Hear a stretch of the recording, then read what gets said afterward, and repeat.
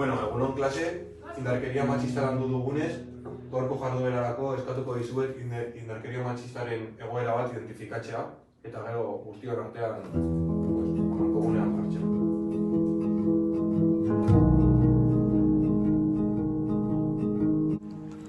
Nire familia oso zorrotza da erlijioaren inguruan, batez ere nire aita. Nerabea nintzenetik nire aitak egunero behartzen dit jilaba eramaten, eta berak ez daki ez dudala eraman nahi. Beldurragatik ez diot ezer esaten, baina berak ez nauenean ikusten aprobetxatzen dut jilaba kentzeko. Aita susmatzen hasi zen, eta egun batean niri begira gelditu zen eta ikusi ninduen jilab gabe. Momentu horretatik ez nago gustora nire buruarekin.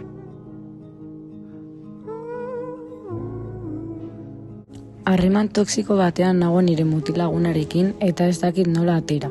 Nire lagunekin nagoenean mezuak bidaltzen dizkit eta ez badiot momentuan erantzuten nire argazki intimoak partekatzearekin mehatxatzen dit. Orain ezin naiz lasai egon, oso beldurtuta nago.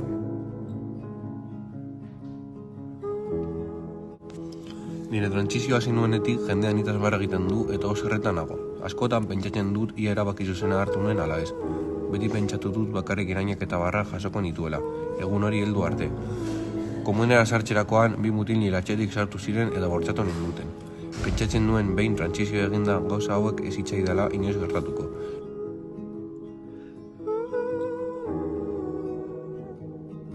Norbait esperientzia partekatu nahi du.